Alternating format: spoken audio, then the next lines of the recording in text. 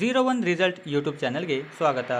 ಇಂದಿನ ವಿಡಿಯೋದಲ್ಲಿ ಭಾರತದ ಬಹುರಾಷ್ಟ್ರೀಯ ಕಂಪನಿಯಾಗಿರುವ ವರುಣ್ ಬೆವರೇಜಸ್ ಬಗೆಗಿನ ಕೆಲವು ಆಸಕ್ತಿಕರ ಮಾಹಿತಿಯನ್ನು ತಿಳಿಯೋಣ.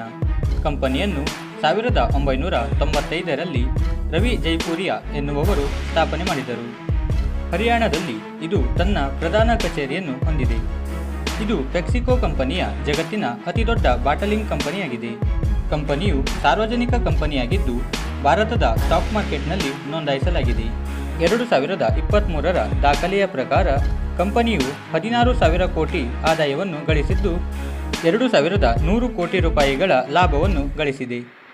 ವರುಣ್ ಬೆವರೇಜಸ್ .com ಇದರ ಅಫಿಷಿಯಲ್ ವೆಬ್ಸೈಟ್ ಆಗಿದೆ. ಕಂಪನಿಯು Pepsi, 7up, Mountain Dew, Mirinda, Tropicana, Slice, Sting ಮುಂತಾದ ಉತ್ಪನ್ನಗಳನ್ನು ತಯಾರಿಸುತ್ತದೆ.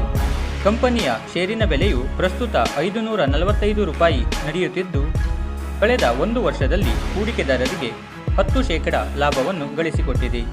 ಇದಾಗಿತ್ತು ವರುಣ್ ಬೆವರೇಜಸ್ ಲಿಮಿಟೆಡ್ನ ಕೆಲವು ಆಸಕ್ತಿಕರ ಮಾಹಿತಿ.